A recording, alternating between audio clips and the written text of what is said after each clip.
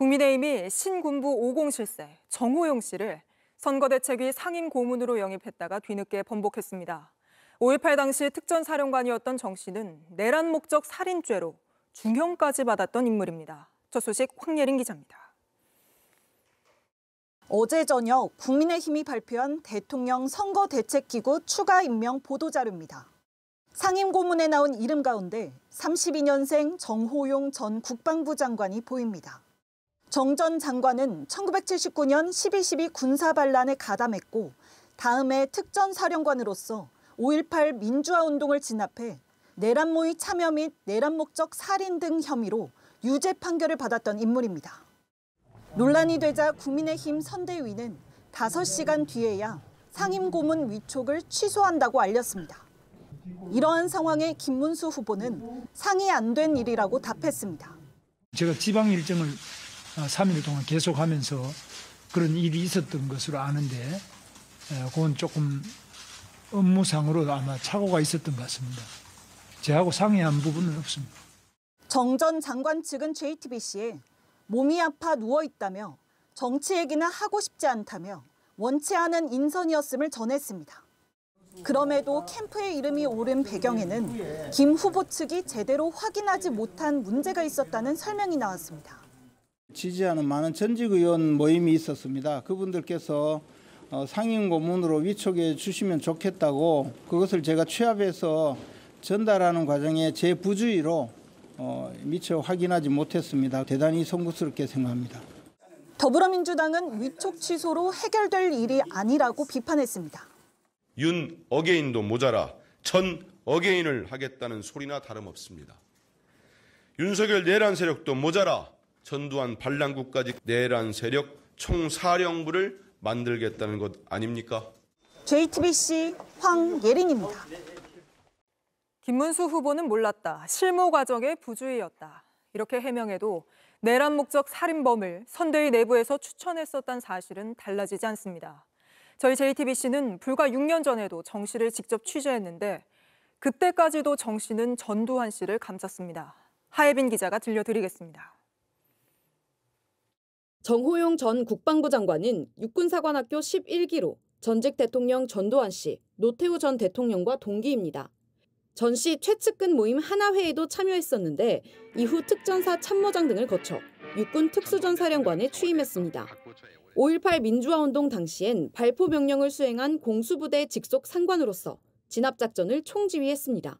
도청 진압작전에 투입되는 부대원들, 광주 시제에서 활동했던 수많은 공수부대원들, 이 사람들에게 소위 편의복과 가발 등등을 전두환에게 인수받아서 전부 임기의 한 장본인이에요. 관련 공로를 인정받아 전두환 정권에서 국방부, 내무부 장관을 지냈습니다. 이후 진상규명조사 진행 과정에서 5.18 당시 광주에 최소 3번 오간 사실이 확인됐고 대법원은 1997년 내란 모의 참여 및 내란 목적 살인 등 혐의로 징역 7년형을 확정했습니다. 하지만 그 이듬해 특별사면으로 풀려났고 2차례 국회의원에 당선되는 등 활발한 정치 활동을 이어갔습니다. 정 전 장관은 6년 전 JTBC와 통화에서 자신은 책임이 없다고 했습니다. 광주에 3번 정도 왔다 갔다 하신 걸로 기록이 나오는데 몇 번 왔다 갔다 했죠. 난 지휘권도 없고 이래라 저래라 할 수도 없고 나도 책임도 없어요. 그러면서 전 씨를 두둔했습니다. 지시는 그러면 계엄사령관이 하셨단 말씀이신가요? 그럼요. 계엄사령관이 했지. 아이고 전두환이가 그때 뭘 할 게 뭐 있어요. 근데 그래도 그 당시에 이제 보안사령관이 그런 명령 내릴 수도 없고 또 내려도 듣지도 않아요. 시민들은 내란에 가담한 인물을 기용하려고 했다는 사실에 분노했습니다. 반성하시는 건 전혀 느껴지지 않는 듯한 그런 행보셔서 국민을 바보로 하는 건가라는 생각도 순간적으로 들게 되고. JTBC 하혜빈입니다. 전두환 씨 일행이 12.12 사태 40주년을 자축하듯 화기애애하게 식사하는 영상이 공개돼서 큰 후폭풍을 몰고 왔죠. 전 씨를 각하로 깍듯이 부르며 함께 자리한 인물들에게도 거센 비판이 이어졌습니다. 하예빈 기자의 보도입니다. 2000년 처음 출간된 섬기며 사는 기쁨이라는 책입니다. 저자는 김장환 목사. 전두환 씨에 대해 끝까지 비판하고 나쁘게 말하는 것도 편협한 일이라며 한 인간을 어떤 사건 때문에 끝까지 미워하는 것도 올바른 일이 아니다라고 적었습니다. 김 목사는 극동방송 이사장이기도 합니다. 김 목사는 어제 식사 자리에서 전두환 씨 바로 맞은편에 앉았습니다. 전 씨가 수감된 1년여간 13번 면회를 했을 정도로 돈독한 사이입니다. 12.12 사태의 핵심 인물 2명도 자리를 함께했습니다. 전 씨의 바로 옆에 앉은 인물은 정호용 전 특전사령관. 12.12 사태와 5.17 비상계엄 확대 조치, 5.18 광주 민주화운동 진압에 가담했습니다. 특히 5.18 당시 광주에 투입된 공수부대의 군수품을 지원했습니다. 전두환 정권에서 육군 참모총장, 내무부 장관, 국방부 장관을 지냈습니다. 전 씨의 대각선 방향의 인물은 최세창 전 3공수여단장, 12.12 때 직속 상관인 정병주 특정사령관을 체포하는 하극상을 일으켰고 5.18 민주화운동 때 실탄을 쓰도록 지시한 인물입니다. 이를 공로로 인정받아 국방부 장관에까지 올랐습니다. 두 사람은 12.12와 5.18에 가담해 1997년 징역 7년과 5년을 각각 선고받았지만 다음에 사면됐습니다. JTBC 하혜빈입니다.